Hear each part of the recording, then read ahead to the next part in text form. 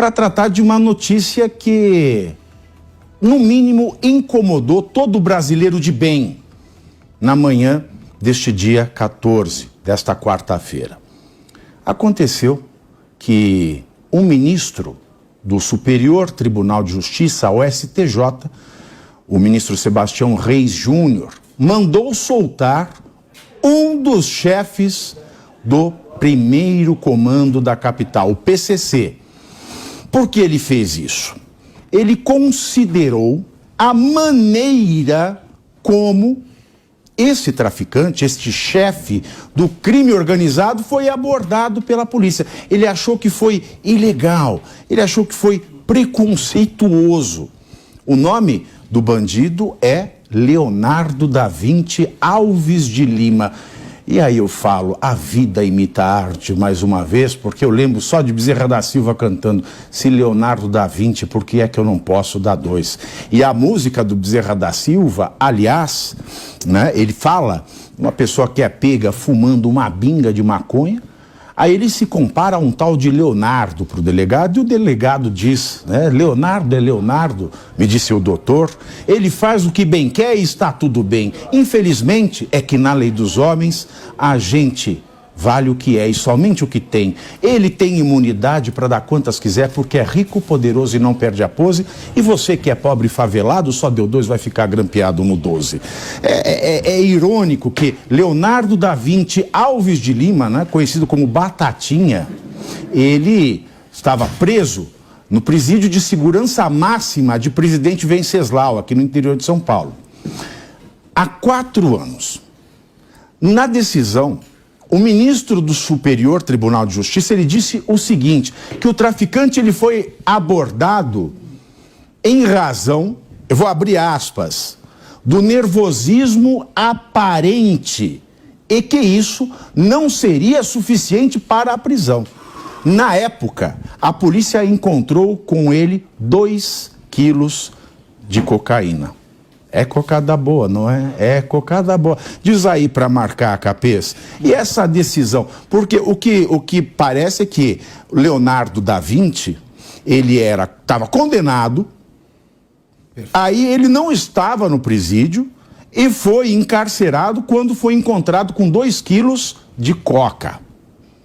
E porque este encarceramento foi indevido, preconceituoso, eu não sei o que entender disso aqui e espero dar uma mini aula pra gente do que aconteceu aqui, professor Capês.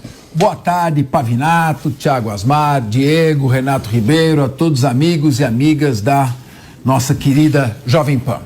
Muito bem, com todo respeito, e eu tenho enorme respeito pelos tribunais e órgãos superiores, essa decisão não tem o menor cabimento. O menor cabimento. Olha que, como processualista, penalista, jurista, eu tenho sempre o maior cuidado de fazer análise sem procurar me exceder na adjetivação. Mas eu posso dizer que essa decisão beira o absurdo.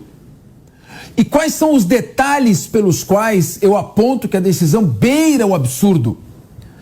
Trata-se de um processo em que já havia condenação.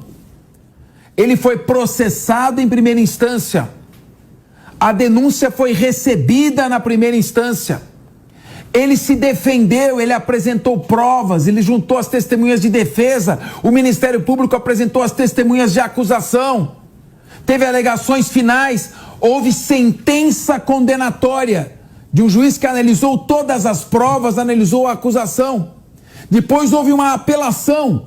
O Tribunal de Justiça do Estado de São Paulo, que é o órgão revisor das decisões de primeira instância da Justiça Estadual, analisou os recursos de apelação, todas as alegações, analisou profundamente a prova e manteve a condenação. E a condenação transitou em julgado. Ou seja, não cabia mais definitiva. Recurso. Não cabia mais recurso. Não cabe mais recurso. Encerrou-se aquele processo. Ele foi condenado a mais de 10 anos de reclusão por tráfico ilícito de entorpecentes, crime gravíssimo. Foi condenado e a condenação transitou em julgado. Muito bem. Se surgisse algum elemento, o processo acabou. O processo acabou, ele já está condenado, a condenação é definitiva. Se existe algum meio processual para rever uma eventual injustiça, se chama, isso é uma ação, revisão criminal. É mais ou menos uma ação rescisória, uma ação que você entra depois que o processo acabou, o processo terminou, é uma condenação, a condenação é definitiva, você quer rever essa condenação, você entra com uma ação rescisória, chamada revisão criminal. E ele entrou com isso? Ele entrou só com isso aí? a defesa pode entrar. Só a defesa tem direito de rever condenações injustas. Se houve uma absolvição injusta, a coisa é tão séria que não cabe revisão criminal. Então, revisão criminal. Só cabe revisão criminal para alegar eventual prova nova da inocência. E você me perguntou muito bem, Pavinato, ele entrou com a revisão criminal? Não! É um processo final, condenação definitiva, transitada em julgado, e não entrou com revisão criminal. Sabe por quê? Porque não cabia revisão criminal. Não houve nenhuma nova prova da inocência, não surgiu nada que modificasse. Aí a defesa pega e entra com habeas corpus em Brasília, no Superior Tribunal de Justiça, o segundo tribunal mais importante do país. O Superior Tribunal de Justiça reconhece, não cabe revisão criminal. Ele deveria ter entrado com revisão criminal. Ele não entrou. Mas aí, tira da cartola uma tese polêmica. Tá certo que essa tese já foi utilizada num outro julgamento, mas uma tese polêmica num habeas corpus. Habeas corpus, você sabe, Pavinato, aqui todos os membros da mesa sabem, habeas corpus não admite produção de prova. Habeas corpus é bola rolando no gramado, não é bola quicando, é coisa que não tem dúvida nenhuma. Então, não foi conhecido do habeas corpus. O STJ disse, não, eu não vou julgar esse habeas corpus, porque você está entrando com habeas corpus quando você deveria ter entrado com uma revisão criminal. Não é caso de habeas corpus, não conheço do habeas corpus. Mas aí surge o coelho da cartola. Não conheço do habeas corpus, tem uma condenação definitiva, mas observo aqui uma nulidade flagrante. Então eu vou conceder habeas corpus de ofício. O que quer dizer isso? Eu vou dar espontaneamente a ordem. Isso cabe. Eu posso conceder habeas corpus de ofício, quando eu notar uma flagrante injustiça ou flagrante ilegalidade. Qual foi a flagrante ilegalidade? Que a polícia flagrou o impetrante, o Leonardo da Vinci, com os 2 quilos de cocaína. Ele foi flagrado. Bom, então, qual é a nulidade? Ah, porque a polícia fez a busca e apreensão, a busca pessoal, com base no nervosismo dele. Mas ele não estava condenado, Capês? Não. O povo não consegue entender isso. O cara está condenado. Tá condenado. Não pode pegar e encarcerar ele qualquer hora? Não, ele está condenado. Não. Lá atrás, quando ele foi preso, e a prisão que originou a denúncia, lá atrás, no dia dos fatos, quando ele foi preso, depois da prisão, que teve o processo, a condenação, o trânsito em julgado, quando ele foi preso porque a polícia o abordou. Quando a polícia o abordou, a polícia encontrou a droga com ele. Ele estava com a droga. Mas aí diz o seguinte, tá certo, mas por que vocês foram fazer a abordagem? Ora, nós abordamos porque havia uma fundada suspeita pela conduta dele, o perfil com que ele se movimentava, aparentava um certo nervosismo. Ah, não.